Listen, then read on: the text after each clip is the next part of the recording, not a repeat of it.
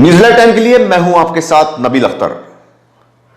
बिजनौर में जिला प्रशासन ने 2 जनवरी तक धारा 144 लागू कर दी है। एडीएम ने बताया कि शहर में शांति बनाए रखने के लिए यह फैसला लिया गया है। किसानों का आंदोलन और अन्य संगठनों द्वारा किए जा रहे प्रदर्शनों को देखते हुए धारा 144 लगाई गई है। एडीएम का कहना है कि इस आंदोलन की आड़ लेकर अवांछनीय और असामाजिक तत्व जिले की शांति भंग करने का प्रयास कर सकते हैं। उन्होंने कहा कि धारा 144 का उल्लंघन करने पर धारा 188 के अंतर्गत दंडात्मक कार्रवाई किए जाने का प्रावधान है। उधर लगातार दिल्ली में किसानों का धरना प्रदर्शन जारी रहा। बिजनौर से भी काफी किसानों ने दिल्ली के लिए कूच किया। शनिवार को भी गन्ना समिति परिसर में किसानों ने मासिक पंचायत के बाद कलेक्ट्रेट का रुख किया। उन्होंने दिए गए ज्ञापन में कृषि कानूनों को वापस लेने, गन्ना भुगतान ब्याज सहित करने जैसी मांगों को दोहराया। उधर केंद्र सरकार द्वारा लाए गए कृषि बिल को लेकर अखिल भारतीय किसान सभा ने केंद्र सरकार का पुतला फूंका और जमकर नारेबाजी की। केंद्र सरकार के लाए गए तीनों कृषि कानूनों के विरोध में पूरे मुल्क का किसान सड़कों पर है।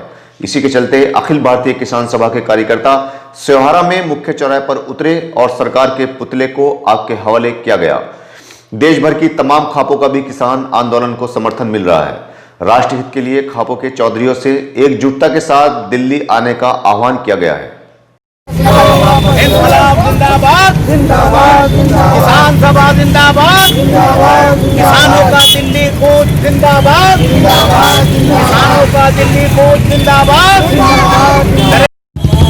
काले कृषि कानून वापस लो, काले कृषि कानून वापस लो। नरेंद्र मोदी फूका है, किस उपलक्ष्य में फूका गया? ये ऐसा है, आज हमारा जो 10वां दिन है, पूरे देश से जो किसान हैं वो दिल्ली के चारों तरफ डटे हुए हैं और नरेंद्र मोदी ने इसे कहिए कि रात के अंधेरे में धोखे से, छल से, कोरोना की आड़ लेकर के जो कृषि कानून बनाए हैं वो किसानों को, खेती किसानी को बर्बाद करने वाले हैं।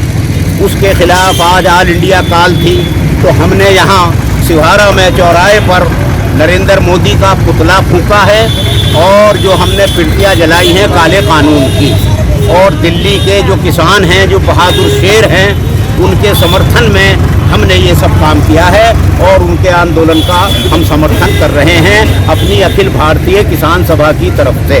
हम किसान सभा के वर्करों ने और आम लोगों ने सबने मिलकर के ये उस काले कानून की पिर्तियाँ जलाई हैं, प्रतीकात्मक, और नरेंद्र मोदी का पुतला फूंका है क्योंकि वो किसानों को बर्बाद करने के लिए काम कर रहे हैं। ये हमारा ठीक है। आए दिन हो रही सड़क दुर्घटनाओं और ओवरलोडिंग को रोकने के लिए एआरटीओ मनोज सिंह ने वाहन चेकिंग अभियान चलाया। इस दौरान उन्होंने बिना रिफ्लेक्टर और ओवरलोडेड कई वाहनों का चालान किया। एआरटीओ ने शुगर मिल ट्रांसपोर्टर इंचार्ज को मौके पर बुला लिया और कहा कि अगर इस ओवरलोडिंग पर कंट्रोल न किया गया तो सख्त कार्रवाई की जाएगी। अब ये चेकिंग मीडिया में छाने के लिए सिर्फ खानापूर्ति थी या फिर इस पर अमल किया जाएगा, यह तो आने वाला वक्त ही बताएगा। ओवरलोडेड वाहन चल रहे हैं, इन्हें रोकने का क्या प्रयास किया जा रहा है आपके द्वारा? ओवरलोड वाहनों पर लगातार कार्रवाई की जा रही है। इस माह भी लगभग 12-14 गाड़ियों पर कार्रवाई की गई है, जिससे मेरे कार्यालय को लगभग 4.5 लाख रुपए का कंपाउंडिंग फीस जमा हो चुकी है आज की तारीख तक, और कुछ गाड़ियाँ अभी भी थानों में निरुद्ध हैं और लगातार कार्रवाई हो रही है। आज मैं विशेष रूप से सेवहारा गन्ना मिल की तरफ जो शिकायत लगातार मिल रही थी, गन्ने के ट्रक ओवरलोड आ रहे हैं, बिना रिफ्लेक्टर के आ रहे हैं, तो उसी मुहिम पे आज निकला हूँ और उसके तहत अभी मैंने कुछ गाड़ियों पर कार्रवाई भी करी है। अच्छा, क्या इससे रुक पाएगा ओवरलोडेड वाहनों का सिलसिला? ओवरलोडेड वाहनों रोकने का प्रयास जारी है और लगातार इस पर कार्रवाई की जा रही है, क्योंकि आए दिन दुर्घटनाएं हो रही हैं इनकी चक्कर में। संज्ञान में है मेरे और मैं लगातार कार्रवाई कर रहा हूँ। इसी क्रम में मैंने बताया भी, जैसे पहले बताया, कि लगातार कार्रवाई हो रही है। अभी भी कुछ गाड़ियाँ थाने में बंद भी हैं, जल्दी छूट भी जाएंगी। आज की क्वांटिटी कितनी? कोरोना काल के चलते लगातार इस बात का अनाउंसमेंट किया जा रहा है कि 2 गज की दूरी, मास्क है जरूरी, मगर लोग शायद इस दूरी का गलत मतलब निकाल बैठे और अपनी शादीशुदा जिंदगी को ही तबाह और बर्बाद करने पर उतारू हो गए। दरअसल एक पति को अपनी पत्नी से कोरोना के चलते दूरी बनाना इतना महंगा पड़ा कि पत्नी ने पति को कोर्ट में तलब करवा लिया, लेकिन बाद में दोनों के बीच सुलह हो गई। दरअसल एक युवक की शादी जून 2020 में हुई थी। उस वक्त कोरोना महामारी अपने चरम पर थी और इसका खौफ पति महोदय के दिमाग में इतना घर कर गया कि उन्होंने अपनी पत्नी से दूरी बना ली। कुछ दिन तक तो पत्नी ने बर्दाश्त किया, उसके बाद पत्नी ने अपना सामान समेटा और मायके आ गई।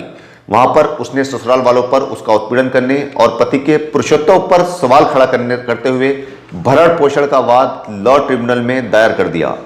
पति को कोर्ट में बुलाया गया और पुरुषत्व के मामले में पति ने कहा कि उसने तो सिर्फ कोरोना के चलते पत्नी से दूरी बनाई थी। हालांकि उसको इसके बाद उसे अपना मेडिकल करवाकर अपने पुरुषत्व का प्रमाण भी देना पड़ा, जिसके बाद दोनों में सुलह करवा दी गई और पत्नी अपने पति के साथ ससुराल के लिए रवाना हो गई।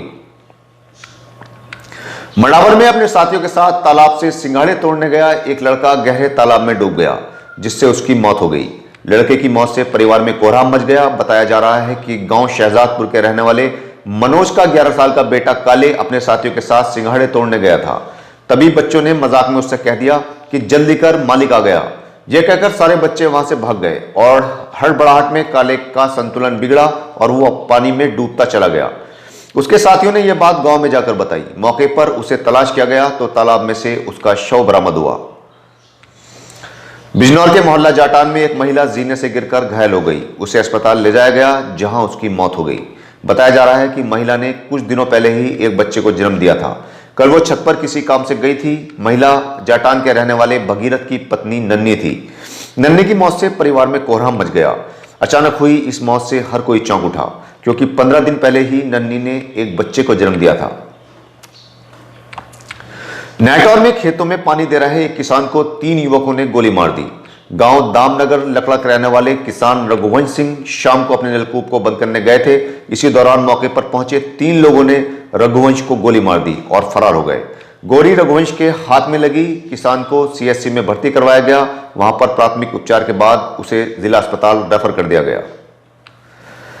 धामपुर में एक लड़की ने जहर खाकर अपनी जिंदगी खत्म करने की कोशिश की। बताया जा रहा है कि लड़की के घर में कई दिनों से कलह चल रही थी, जिसके चलते उसने जहर खा लिया। उधर परिजनों का कहना है कि वो उसकी शादी के लिए लड़के की तलाश कर रहे थे। पता नहीं किस बात से वो नाराज हो गई और उसने जहर खा लिया। हालत बिगड़ने पर उसे अस्पताल में भर्ती करवाया गया, जहां उसका इलाज किया जा रहा है। शेरकोट के मोहल्ला काजी सराय में एक घर में आग लगने से हजारों का माल जलकर राख हो गया।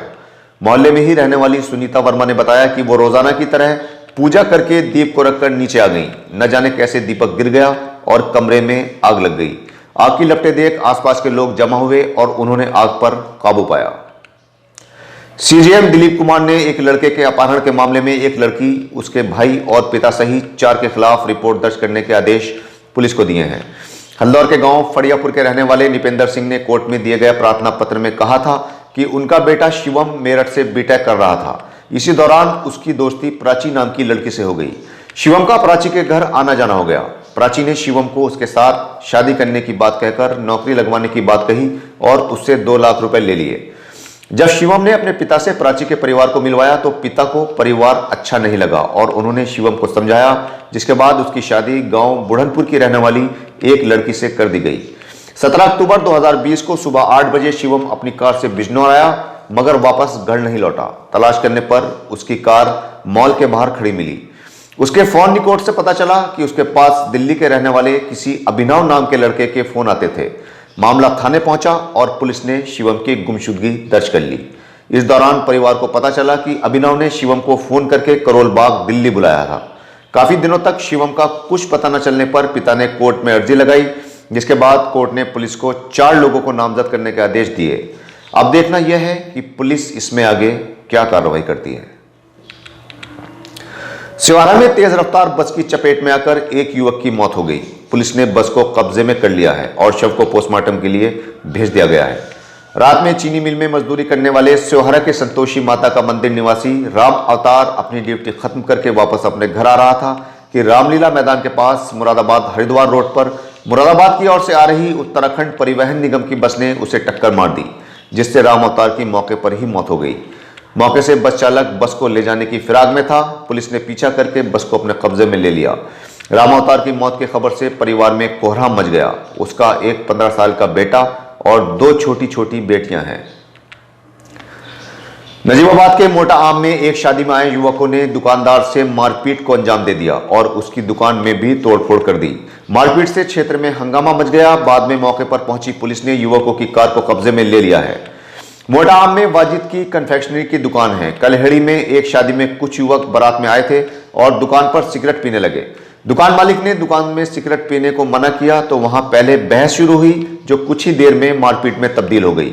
लड़कों ने दुकान में तोड़फोड़ कर दी। खबर पर मौके पर पहुंची पुलिस को देखकर लड़के वहां से फरार हो गए और अपनी कार को मौके पर ही छोड़ गए। पुलिस ने कार को कब्जे में ले लिया है। उधर नागलसोती में किसी बात को लेकर दो दोस्तों में पहले कहासुनी हुई जो मारपीट में तब्दील हो गई और एक दोस्त गंभीर रूप से घायल हो गया। गांव रायपुर खास उर्फ कोटसराय के रहने वाले तस्लीम और सागर आपस में गहरे दोस्त हैं। सागर देसी शराब की दुकान पर काम करता था। बताया जा रहा है कि कल तस्लीम अपने दोस्त से मिलने उसकी दुकान पर पहुंचा। वहां किसी बात को लेकर दोनों में कहासुनी हो गई, जिसके बाद सागर ने तस्लीम की आंख पर डंडा मार दिया। मौके पर पहुंची पुलिस ने तस्लीम को अस्पताल में भर्ती करवाया, लेकिन सागर मौके से फरार हो गया। पुलिस का कहना है कि तस्लीम का मेडिकल करवाकर आगे की कार्रवाई की जाएगी।